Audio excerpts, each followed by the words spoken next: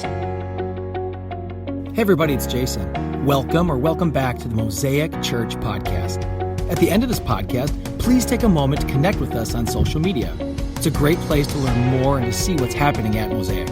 Most importantly, hope the following message encourages and inspires you to take a new step on your faith journey. Enjoy. So if you're just joining us or picking up where we've been, we started a new series last week. And we started exploring these big, huge, important words that are part of our culture and our faith journey. And these words last week that we looked at one word. We looked at the word atonement. Atonement. And for those who've been in the church world for a while, you may have heard the word and didn't quite understand what it meant. Or perhaps that you're new to the church world and you're like, I have never heard that word before. What does it mean? That's the purpose of this series, is for us to start to dig in, start to process what are these words that are buzzwords in our faith journey, and how do they really apply to us? So we learned atonement is an English word developed in the 16th century, and it took two words together at the same time. It took the word at-one-ment, so if you start spelling, oh wait, that's atonement, right? At-one-ment, put those together. It means to be set at one or to reconcile.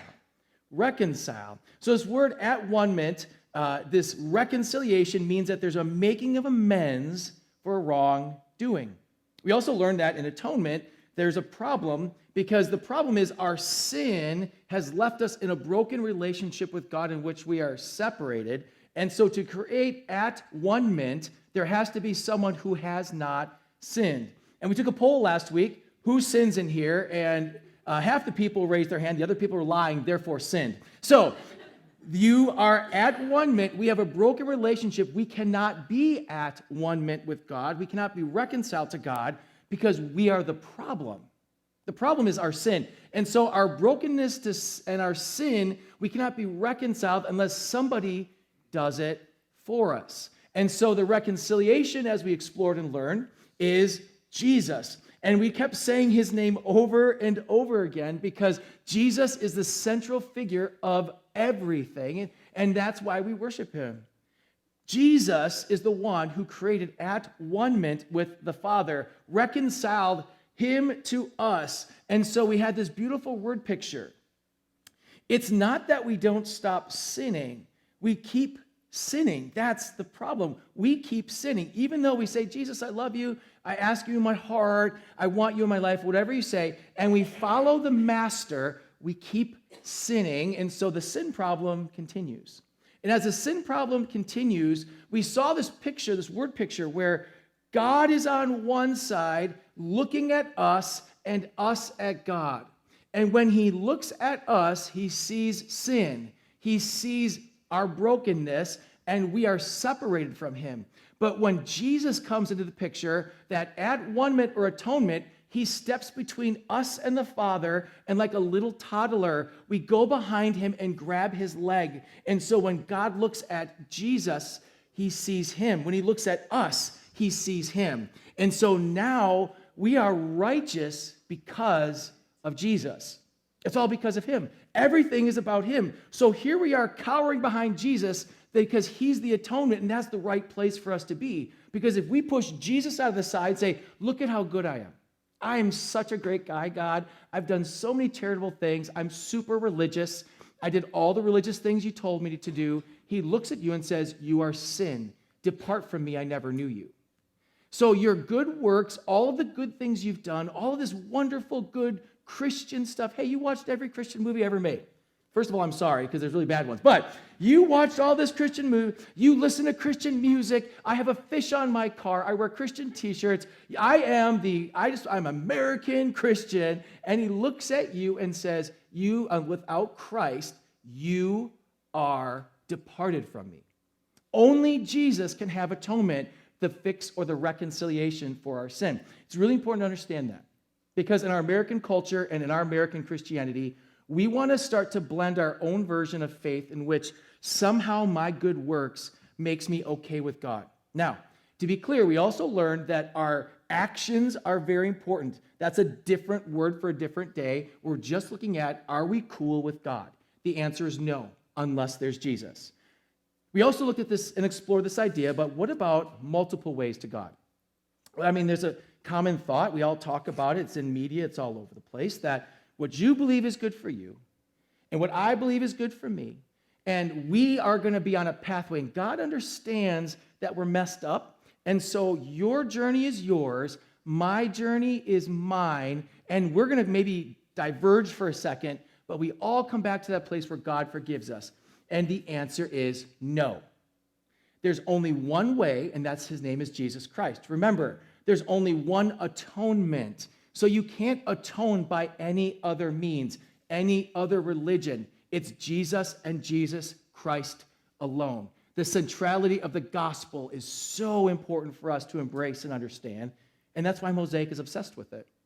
We talk about it all the time. It's part of our core values, which is the gospel changes everything. We believe with our whole heart, and I believe with my whole heart. Anytime that any preacher or teacher or church takes Jesus out of the center of what our life is about, do not listen or go near that person, because Jesus is the center of everything. That's atonement. So now, as we move forward, we're going to keep looking at even another concept, because it's buzzwords. I like to create words like, ooh, let's wrestle with this a little bit. Atonement is the reconciliation to God. Now we're going to look at the word called justification. Justification. It's a big, huge word, justified or justification. But to help understand it, we're going to go back to our passage from last week in Romans 3, verses 22 to 24, to look at it because it's right there for us. Romans 3, 22 to 24 says this. This righteousness is given through faith in Jesus Christ to all who believe. There is no difference between Jew and Gentile, for all have sinned and fall short of the glory of God, and all are justified freely by his grace through the redemption that came by Christ Jesus. There's our word. We're all justified freely by his grace. And we talked a little bit about last week. When you read Romans, it's a very doctrinally, theologically heavy, thick book. You don't breeze through Romans. It is rich. Many people will study this months and years. It's so rich. And so we don't want to skim past this, because you can read, be like, oh yeah, I'm justified. But what does that mean? What does it really mean for us to be justified freely by our grace?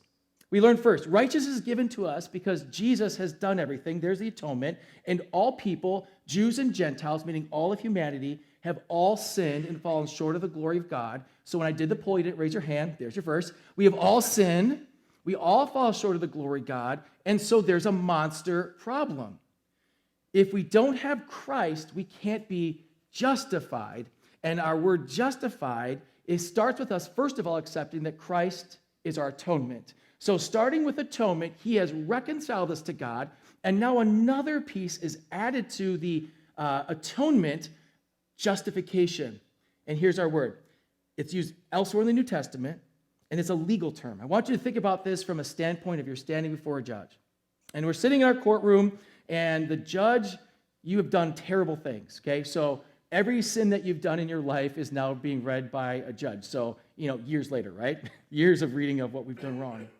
And we're sitting before this judge, and the judge has the opportunity for us to be put into jail for 100,000 life terms.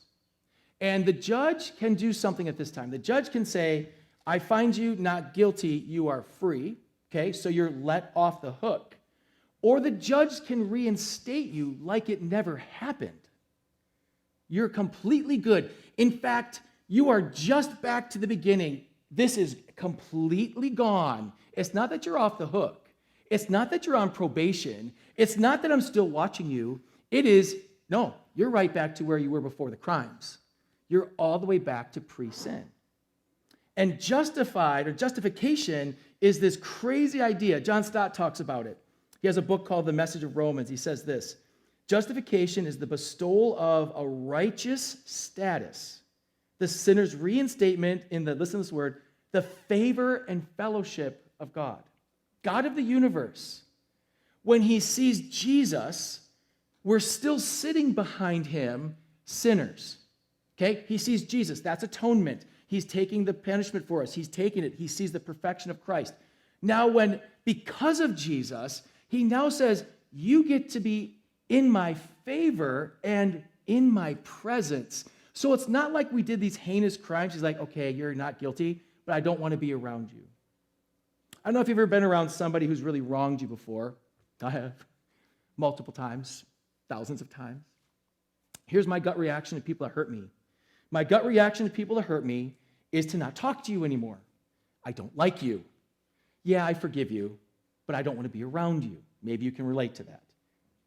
Well, that's a bad message for Mother's Day, isn't it? But you want to be around people who like you and live like you and agree with you. You want to be around people who care about you. You want to be around people who haven't smashed your life to bits. If you've ever been around someone or gone through something where that person has absolutely destroyed and smashed your life, you have the ability to say, I forgive you, which we're called to in Scripture. Do you have the capacity to say, no, it's cool, we're best friends again? I don't. I can't even imagine it. In fact, I would be more on the standpoint of okay, we're cool, let's just move on. Fine, I let you off the hook. But this is not what justification is. Justification is now the fact that we are still a hot, flaming mess, and God's saying to us, no, we're cool. We're good. And I'm still the problem. This is just so fascinating to me, the power of the cross. And when you really dig into the Word and to Scriptures and really start to marinate on what God is teaching us about his relationship with him, it is so much bigger and deeper than our Sunday school, Jesus is in my heart. It's a great starting point. But Jesus has done so many things in our relationship with God, which empowers us to have a deeper relationship with God, that because now we are justified, it's not like you're just not guilty, we're cool. Think about that. That person who's really wronged you, that boss, that neighbor, maybe that ex-spouse, perhaps a child, perhaps a parent, somebody in your life who really damaged you. And let's go to even a little bit deeper, really intentionally damaged you. And that damage that was done to us in our broken state, I don't know how in the world someone can love that much to say everything is not only forgiven, but we're back to where we were before you did it. Because there's usually a relationship that hurts more. Yeah, strangers cut us off in traffic, and strangers do dumb things in stores, but those, I didn't like it, you move on. It's the relationship that matters. So think of our relationship to God the Father to us. God the Father is the creator. We are the created. We created this huge, hot, flaming mess, and he can simply say, I'm super done with you, but he doesn't. Instead, he says, we are reinstated back into the relationship. Not only are we allowed in God's presence, get this, we belong in God's presence. So first, we have atonement. Now it's to the fact of, no, now you're with me. Listen to Romans 3:24 again. All are justified freely by his grace, that's the big word, through the redemption that came by Jesus Christ. We are justified by the grace of Jesus' atonement. Since he paid the price for us and answered the problem of sin, now we get justification. Only if you put your faith in Christ. Do you see why there's no other ways to heaven? There is only one way, and only one way to have this relationship with God, because everything has to be focused on the work of Christ and the cross. You are not guilty, and you are reinstated because of Jesus. And just like atonement, justification has nothing to do with you. You can't outwork your bad stuff. I know some of us try. Let's all talk about what we eat during the holidays. I love our holiday seasons. Love them. 4th of July is coming. We have Thanksgiving. We have Christmas. And we all go on this I'm going to try to not eat too many treats. Now, I haven't worked in a corporate business building for a while. But let me tell you the struggle of those who work there, the corporate business building world, when people would bring in treats at the holidays, and there'd be cookies and snacks, and there'd be Rice Krispie bars, and all these treats that would come in, and I'm going to be disciplined. It's the holiday season. Don't eat too much. I get on the scale, I'm up 15 pounds. And we always go to this idea okay, if I can just be more disciplined, if I can just stand strong and focus my attention right now, if I can be better on my mission, maybe I can outwork what's happening. And so if I have to counteract this, what I'll do is I'm going to run 5 miles a day. So I'll run 5 miles a day to counteract all the cookies I ate, and maybe I'll just have an even push, right? I worked out today. I can have 17 cookies, right? We try to justify things, even though we know it's not a good idea. And in our faith journey, don't we kind of sometimes do that too? Like if I did a couple of good things today, so that's going to counteract a really bad week that I had with my behavior. Or I'm going to try to fix these things. Or let me just call this out. It's Mother's Day. Hey, kids, husbands, sons, brothers, I've messed up, so I'm going to bring you flowers, right? That's going to counteract. Mom, I'm going to make you breakfast in bed for 364 days of making your life terror, right? Like, we try to counteract things by trying to have our own action to it, but the truth is that's not how it worked with God. It's just grace. The only way you counteract the bad that we've done is to look to the cross. That's it. It's just only Jesus. So justification now brings us into we get to be in his presence. We belong in his presence to this bigger word now that God's going to add to us, which is the word adoption. Adoption. I've had several friends and people who have gone through the process of adoption and walked with them. If you haven't been through it, it's a hard road. It's not an easy road. For those of you adoptive mothers and fathers and families, it's not easy. I know I've walked through with several people. It's hard, and sometimes it rips your heart apart, and sometimes your heart is full.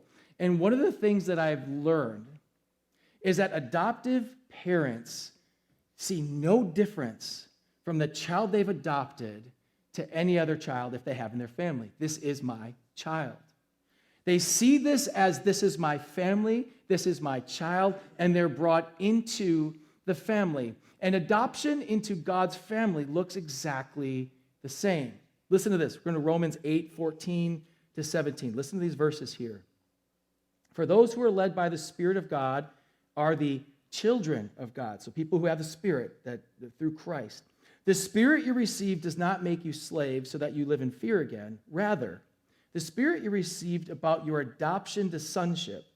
And by him we cry, Abba, Father. The Spirit himself testifies with our spirit that we are God's children.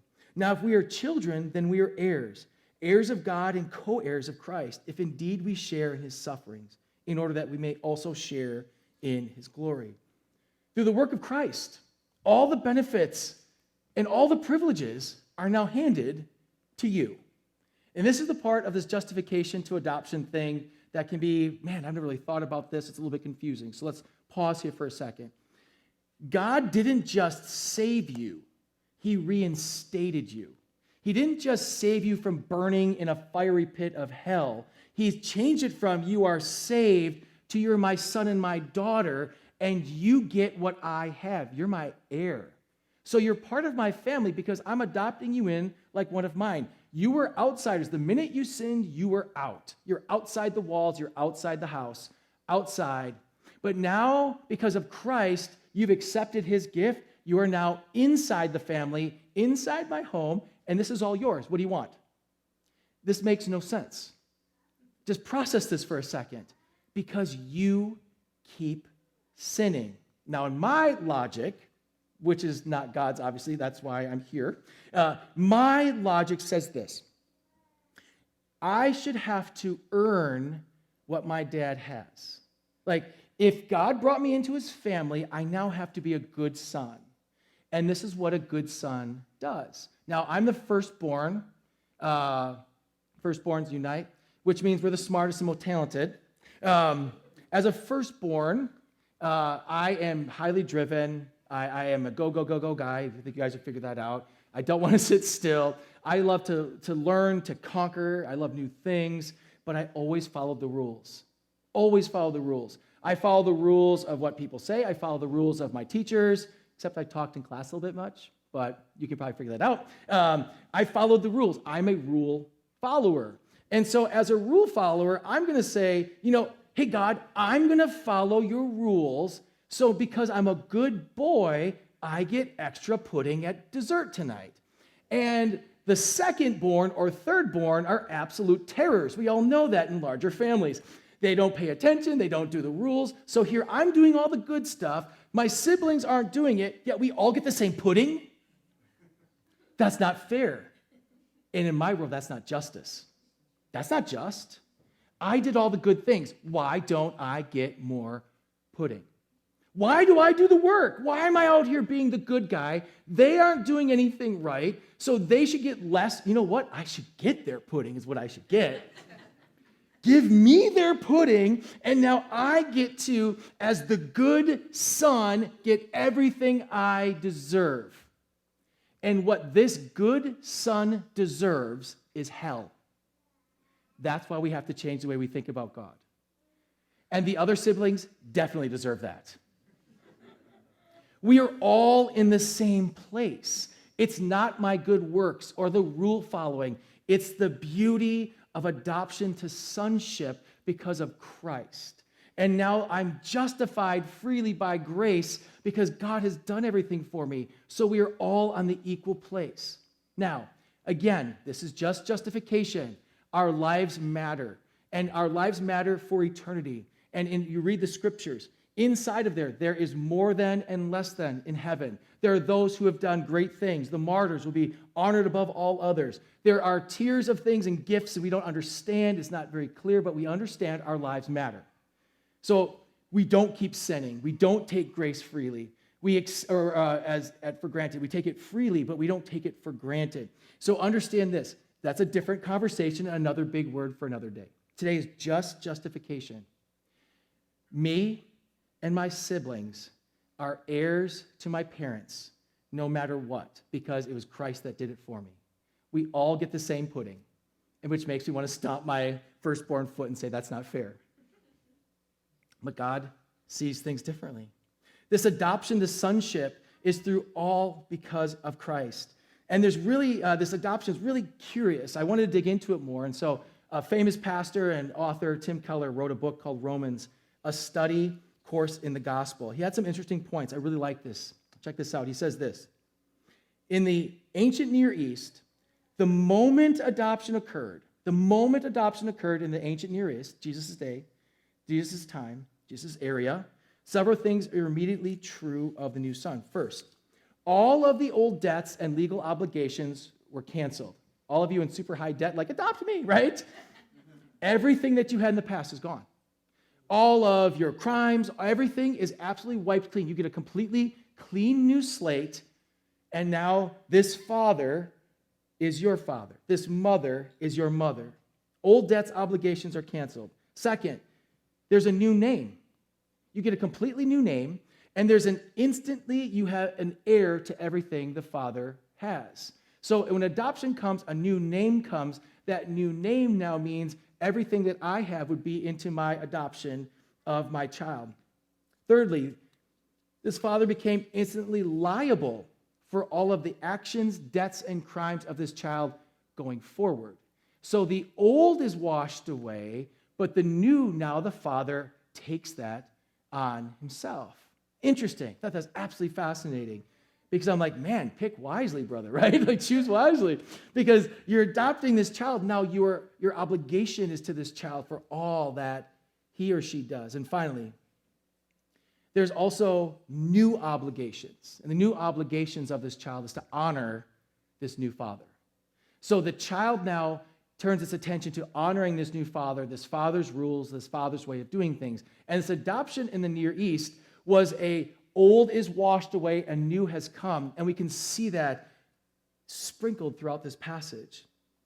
And what's really fascinating, because I love fascination, I'm fascinated today, fascinated that God doesn't hold anything back, that he gives us everything from outsiders to insiders. He opens the floodgate of everything he has and says, you are now co-heirs with Christ. So now we are part of a family that is much bigger than ourselves. It's much bigger than Mosaic, much bigger than all the little churches that meet in our area. It is a huge family of everyone who's accepted Christ, that we are now outsiders to insiders because we are justified and then we're adopted. Check this out. Verse 15, the Spirit you received does not make you slaves so that you live in fear again. Rather, the Spirit you received brought about your adoption to sonship, and by him we cry, Abba, Father. This new identity changes, and the Holy Spirit now is with us. And this new identity, we don't say, God, that's really far away. It's a term of endearment. It's like saying, Daddy, Dad, Daddy, Mom, Mommy. Endearment, words of endearment, friend, my favorite, endearment, things that make us feel warm. So in this, we cry out to God. We say, Abba, Father, Daddy, Daddy, hear me. It's not some far distant God. He now becomes so close because we're adopted into his family. And now you go from outsider to insider. And now you say, hey, Dad, can I talk to you for a second? And we now have a closeness. This justification to adoption means a distant God brings you instantly tight and close to the God of the universe. And it's not because of you. It's all because of Jesus. Verse 17, now if we are children, then we are heirs, heirs of God and co-heirs with Christ. Indeed, we share in the sufferings in order that we also may share in his glory. God spares no expense. And this understanding that justification is so important. You're not only not guilty, you're adopted and you are restored. But understand this. God's family's way of doing things includes suffering. I think a lot of times we talk about God and our faith walk and our journey, and we paint it something it's not. This is what it is. Following Christ will cost you everything because that's how his family rolls. God's family rolls like that. God gave up his son to die for you. Now you're part of the family. Guess what you're going to have to do? You have to die to yourself and follow him. Now we have to give up our desires, our hopes, our dreams, our futures. Now we look to God for answers instead of ourselves. We're in this constant turmoil of becoming more like Christ because that is what is good and God's family is good. So I want to roll with my dad and I'm going to do things his way, but it doesn't come with million-dollar jets. It doesn't come with Rolls-Royce cars. It doesn't come with all these accolades, all these wonderful things you may see televangelists telling you, if you follow God, God's going to give you your dreams of all the money you want. I've been following God a long time, and we do not have that. That is not what following Jesus Christ is about. It is about dying to ourselves, our desires, our luxuries, and saying, God, I give you my entire life. What can I do for your kingdom come and your will be done? Because that's how my family rolls. You all have family cultures. You have a way your family does things. Some of you are always on vacation. We love vacations. We camp a lot. Or we're really a game family. Those game families play a lot of games together and board games.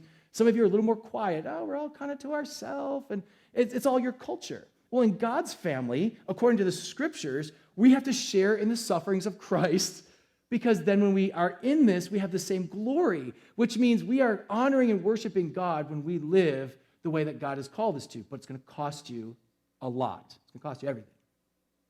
This is usually when people say, I'm not into this God religion thing because it's going to cost me something. As soon as it costs you something, we tend to shy away. And I'm going to share this with you, friends. If that's a tendency that you have or you're processing your journey, hear me on this. I ask that you taste and experience the way of God and see if it's better than your way and experience. And if you like your way and experience better, then you don't understand yet the way of God. Because the way of God is better. It's harder. It makes me give up what I want, but it's always better. Because I'm a rule follower. To those non-rule followers out there, all you second and third borns, you know who you are. You're like, I'll kind of follow God when I want. I'll do what I want. So I'm just teasing. But hopefully my siblings are watching today. But this is the point. We need to follow the way of God and be willing to sacrifice our lives, our time, our energy for the kingdom come. For those who are aged a little bit longer along in life, us middle-aged and up, we see our life now as the back half of life and ask the question, have I made a difference? This is how you make your difference. Surrender your life to Jesus Christ and his will and his way. Obviously, the American dream has failed us. Why don't we stop playing church and give it all to the kingdom now? Let's give it all to the kingdom because we are adopted sons and daughters. We have such an amazing opportunity to change the world for the kingdom. And when we look at this, God calls me his son. I represent him. Every time I walk outside of this door, I'm that guy. I'm that guy. I'm God's child. I'm not just Jason. I am God's child. And I have to own that because if I own that, then I live that. Listen to verse 29 to 30. For those God foreknew, he also predestined to be conformed to the image of his Son, that we might be the firstborn among many brothers and sisters. And those he predestined, he also called. Those he called, he also justified. Those he justified, he also glorified. I brought this passage up because if you are in the church world at all, right away, your hairs are standing in the back of your neck because we hear a word in there that's been the most controversial word in all of Christianity, which is predestination. Predestination. What is this big word, predestination? There's two big monster school of theological thoughts. One thought is that God has created and given you free will, and in free will, you're living your life, and God is working in time with us in our choices. The other one is predestination, which means God picked you before you were born. Some he picked to be saved, some he didn't pick to be saved. Those who are picked to be saved, if you got in, yay, congratulations. Those who didn't, you're part of God's plan, but you're predestined to hell. Those are the two schools of thought. If you haven't heard that before and that scared you, we'll talk about that offline. But these are two schools of thoughts. And I'm going to share with you this. This passage isn't about that. Theologians have been arguing and all this stuff because we're trying to conceptualize and put God into a box that makes sense for us. Because remember, God doesn't live within a time frame of human time. God is in the past, God is in the present, God is in the future. God is omniscient, he's omnipresent, which he knows everything and he's everywhere at the same time. He doesn't live in our multiverse. Multiverse, for all of you Marvel nerds, know what I'm talking about. He doesn't live in our multiverse. He lives in his own version of what this is. So I want you to look at this through the scriptures of the passage we've been reading because it's really great to understand this justification. There's a tension there, but see this.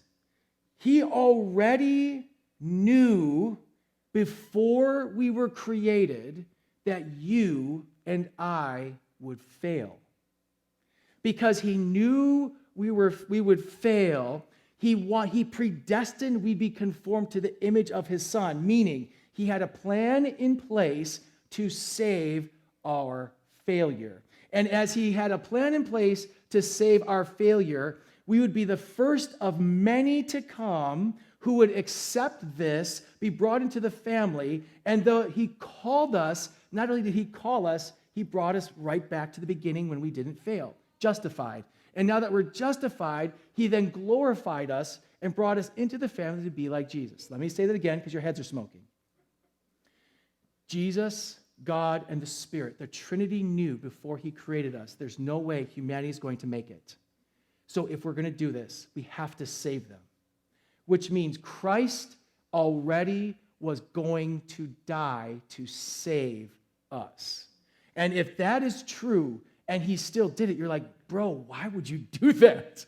Like, if you knew you had a project that was going to majorly fail, would you continue with that project? I'm a handyman. I've done some interesting things in my life. I changed the radiator on my truck once. I would not suggest doing that again because I failed pretty hard.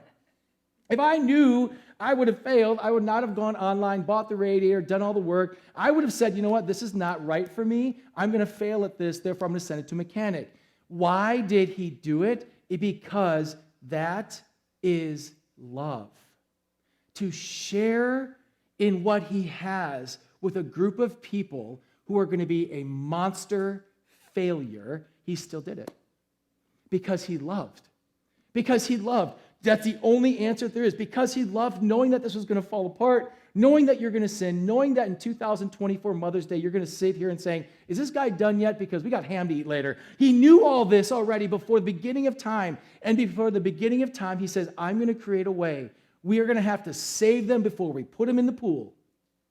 And because we're going to save them before we put them in the pool, we're going to predestine that they're going to be like Jesus. And those who accept him are going to be justified. So they're going to be our kids. They're not going to be our kids. And we're going to bring them right back to be our kids again. That's justification. And so this beautiful passage that we see here isn't about who's in and who's out. It's that we are failures, that we are going to make a huge mess, but he still did it. Unbelievable. For the purpose of being conformed to the image of Jesus. Listen to this in Ephesians 1:4-8. It makes even more sense in Ephesians 1:4-8. For he chose us in him before the creation of the world to be holy and blameless in sight. So that was his purpose, that we were going to become holy and blameless. In love, he predestined us for adoption. adoption to sonship through Jesus Christ, in accordance with his pleasure and will, to the praise of the glorious grace which he has freely given us in the one he loves. In him we have redemption through his blood, the forgiveness of sins in accordance to the riches of God's grace that he lavished on us. Adoption was always the plan through Jesus Christ. And so now he has predestined us that there would be an option for you that humans could be called sons, daughters of the living God. And you don't deserve it at all. You're the bad kid. You're the middle child. You're the one who causes all the problems. You're the one who's always making the mess.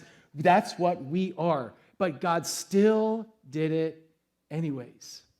What a glorious God that we have, knowing this, sharing with us in the beauty of who he has. Listen to this in verse 29. For those God foreknew, once again, he also predestined to be conformed to the image of his Son. That's what we're predestined for, to be conformed to the image of the Son, that he might be the firstborn among many brothers and sisters.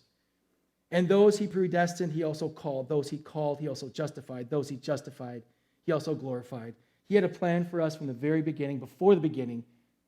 Before this thing started, he had a plan for us to be a family. He knew that his kids would fall apart. He knew he'd have to save us, and he did it anyway. There's atonement, and now there's justification, reinstatement, favor, and fellowship with God.